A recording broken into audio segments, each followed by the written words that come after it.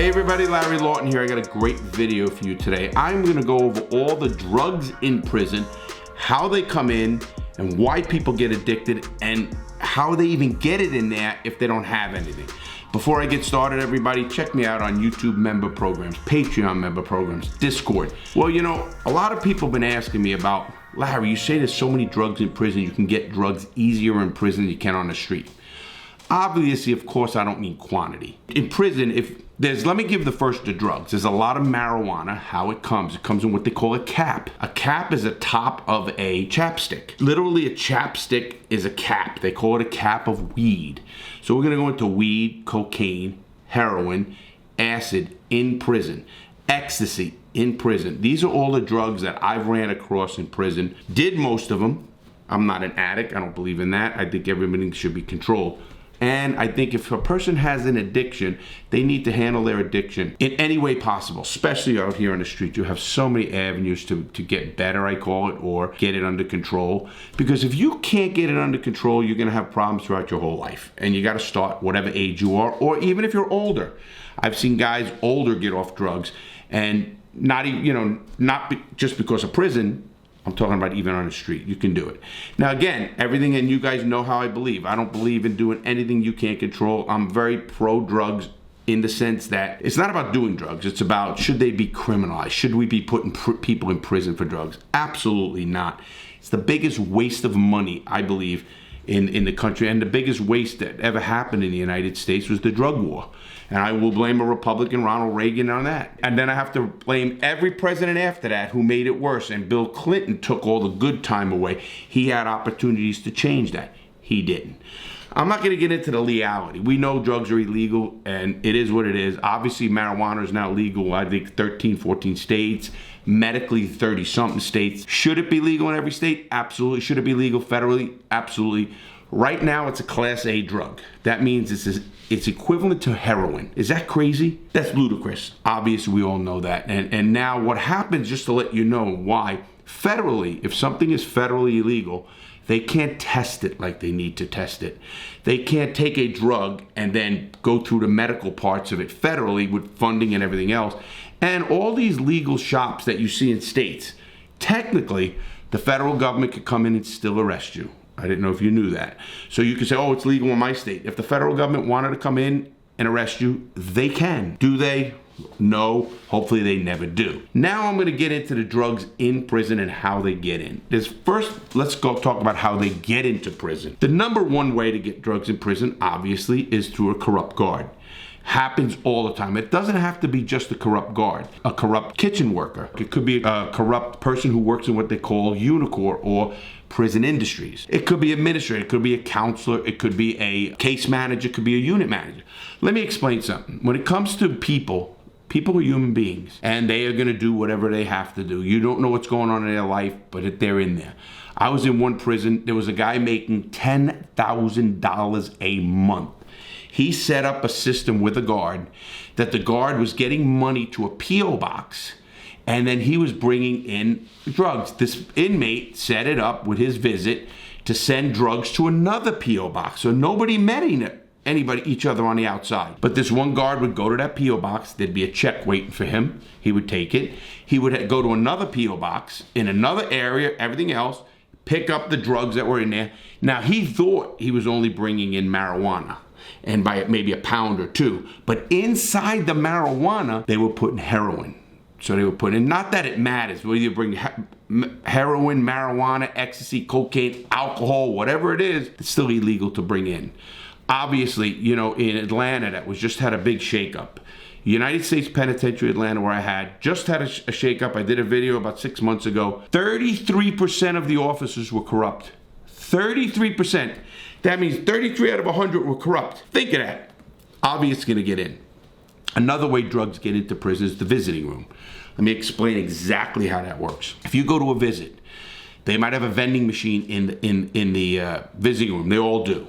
Now let's say they had M&Ms, M&M peanuts, the yellow bag. You know it from previous visits. You, as a person who's coming to visit someone who's bringing the drugs, and it used to get me really mad when a guy would get someone they love to do this. How ludicrous is this? Because if you get caught doing that, that's called Introduction of Narcotics into a Federal Institution. 5 years minimum mandatory. 5 years. Why would you put your loved one in that kind of jeopardy? It's crazy. I don't care what it is. I would never do that, never did do that. And I saw it happen a lot, and it used to get me disgusted. I understand somebody had a girlfriend that they didn't love, or a hooker, or whatever they were, a stripper. Hey, everyone was making money at that point. Everybody knew the deal. That's different. But how can you do that when you have a wife that has kids and you're gonna let her bring these drugs in? That's crazy to me. But anyway, the girl knows that there's M&M peanuts. Now, at this time when I was in, you were allowed to bring in those things. But here's what they would do. They would go buy the exact same kind of peanuts.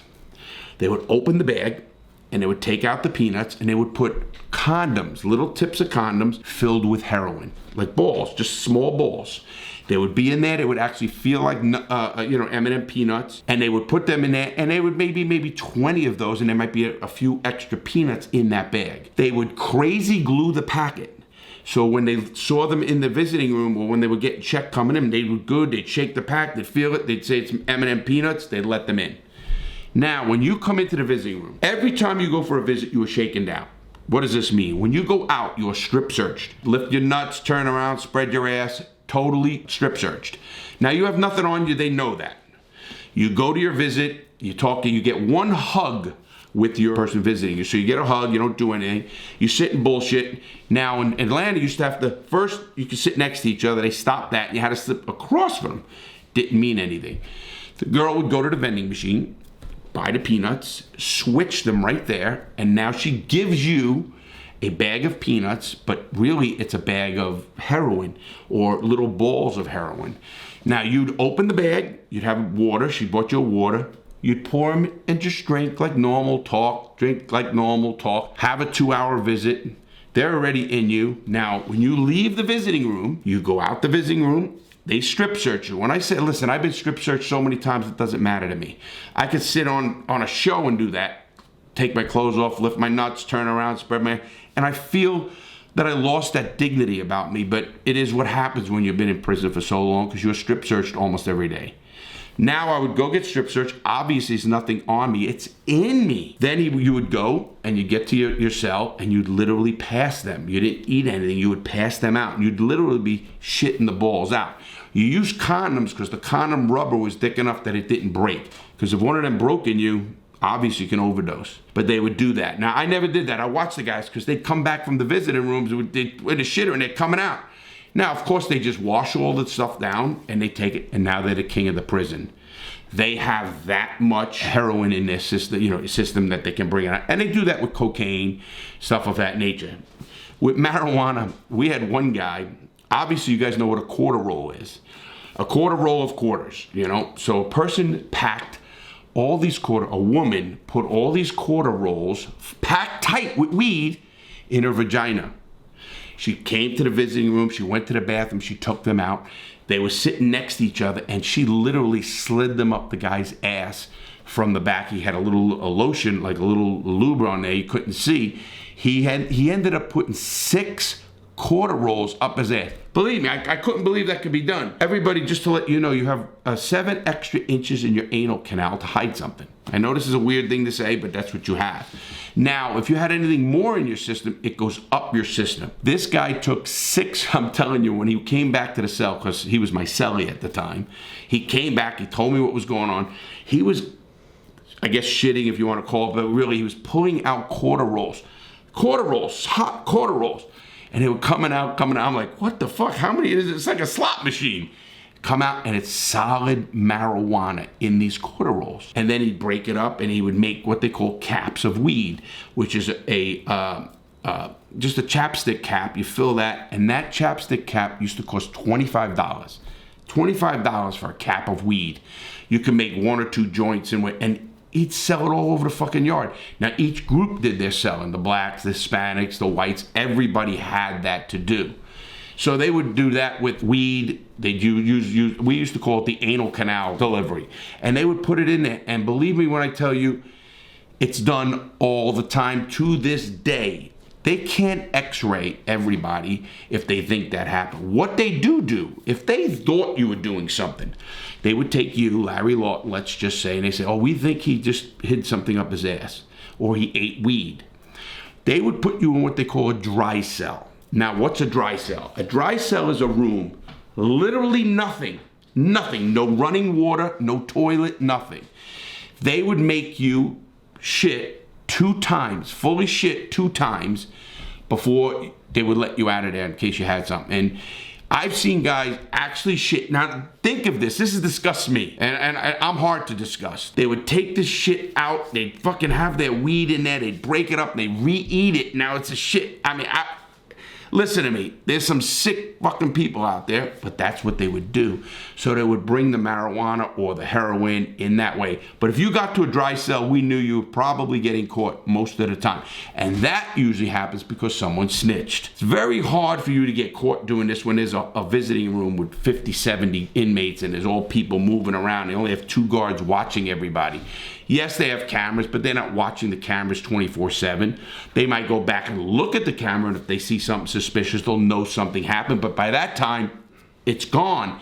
The marijuana is gone. It's into another cell and everything that happens with that. That happens all the time. So even to this day, while you're watching this video, believe me, it's happening somewhere in the United States right now or whatever prison.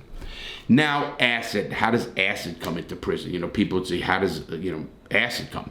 Acid is usually on a piece of paper or a piece of cardboard, a blotter piece they call it.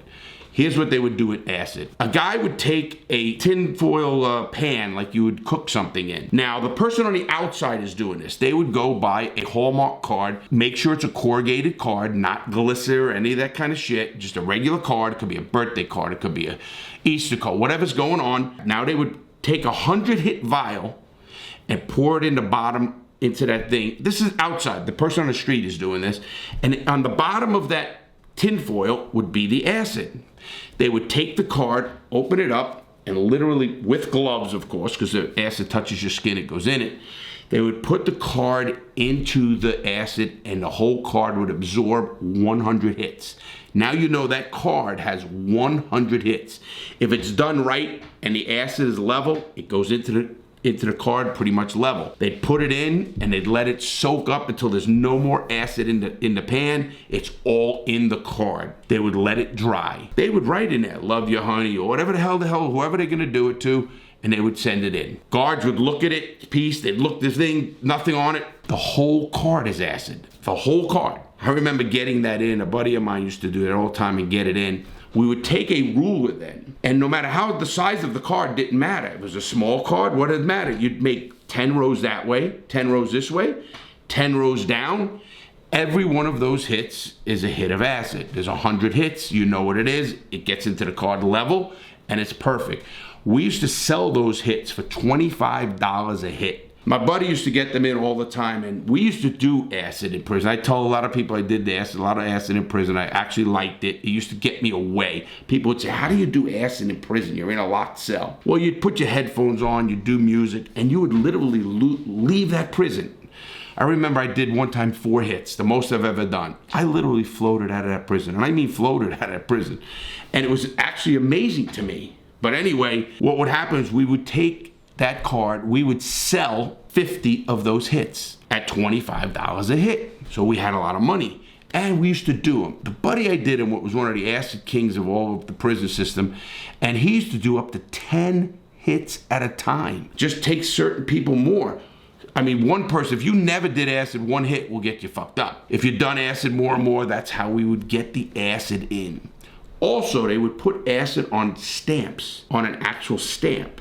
Stamp the envelope, the whole back where the glue was full of acid. You could drop it. You take a dropper and you drop the acid on a stamp, and it actually absorbs into the stamp and will still stick. So you could peel that stamp off, or even cut the best thing to do is we used to just cut the stamp off, eat the whole stamp.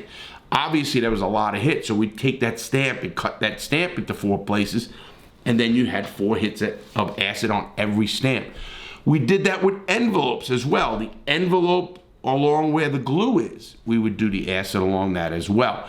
Now, this was I did this from 1997 to 2006, it was still being done like 2007, it was still being done like that. Is it being done in 2022 like that? I don't know. I can guarantee you right now, things are being brought into prison by guards, by anal delivery, and by mail delivery. We used to call them mail delivery. Now, they're trying to get away from that. They put computers in there, but now, here's the bad part. They're charging people. They're charging people 5 cents a minute to use a computer, like just on a letter. You can't get online, you can't research, you can't do that, but to email your loved one. They're charging people 5 cents a minute. There's people who can't type. How long would it take them to type out a letter and stuff? It starts costing money. You don't realize what 5 cents a minute or any of that adds up to. So now, whatever drug is in, we got into the drink. Now, the drugs coming in are, again, heroin, cocaine, marijuana, ecstasy, alcohol. Alcohol was always brought in with a guard. I've never seen alcohol come through a visiting room. I always seen alcohol come through a guard and literally bring a fucking bottle of booze, put it on a person's desk. I think guards did it because they thought, oh, it wasn't that bad, it's legal, and I'm not gonna get in trouble. But you know there's been a guy on my channel right here, Massey, who will tell you differently because he brought creatine and he brought cigarettes. At the time this happened to him, a carton of cigarettes was going for $2,000. Did you hear what I just said? $2,000 for a carton of cigarettes, 10 packs in a carton, and 20 cigarettes to a pack. And they would actually break those cigarettes up into what they call pin joints or pin cigarettes. Each cigarette would make 3 cigarettes that they were selling for $10 each one of those little pin cigarettes. That's when they took cigarettes off the yard in 2004. In the federal system in 2004, I was there. They had more killings, more stabbings, and more fights over taking tobacco off the yard than any drug. They did it saying they're looking out for our health. What a crock of shit when people are fucking life sentences and whatever, and they took them off. Now, this is the federal system I'm talking about, so just get an idea of what I'm talking about. Now, once the drug, whatever it is into the prison, now you have a delivery system.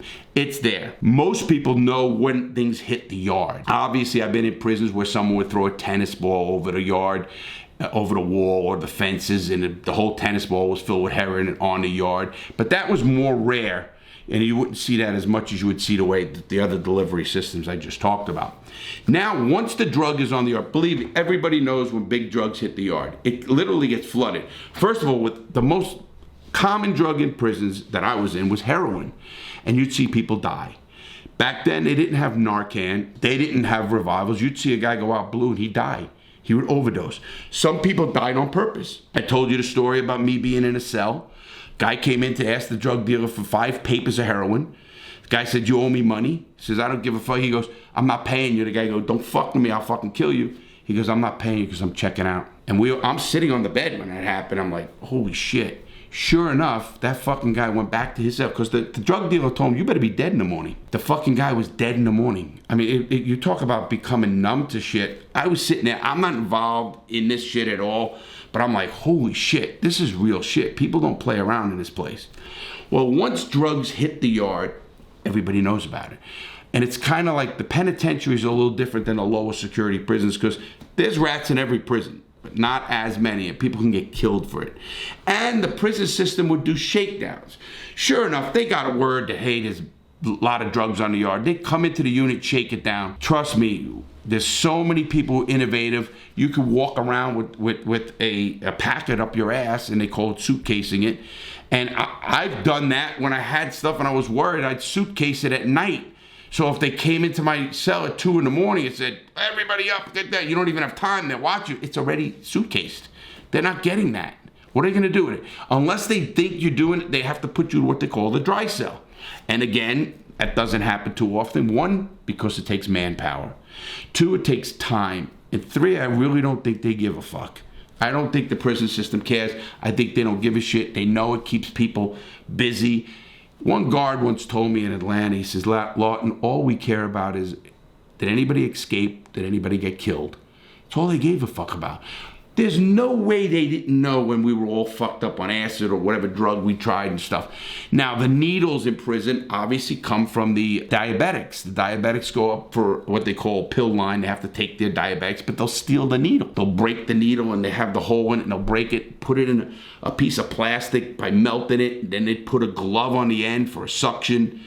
And they would do it that way. And I watched people do it. It's kind of pretty fucking crazy. I never shot a drug in my life. Maybe not would. That's why I never had a disease. I never had anything in my life. Thank God. Once the drugs hit the yard, you'd see the addicts come from everywhere. I mean, you'd see the junkies want this, want that. Oh, I'll do this for you. I'll do that. I mean, from sex to clean your cell, to fucking help someone, stab someone, do anything. Junkies get crazy when they hear that the heroin is on the yard and it's abundant. And obviously people go, how do you make so much money? It's called what they call street to street money. If you're in prison, and I talk to parents a lot and say, don't give your kids money like this. They'll say, hey, you know, Mom, I need this legal work. Can you send $500 to this guy? Sure enough, it's $500 to a drug deal. It's called street to street. So your people send their people $500. He gets the word, hey, I got a $500 thing from whatever. And the guy goes, okay, and he gives him the heroin. Or he fronts it to him if he knows him, and it gets done like that.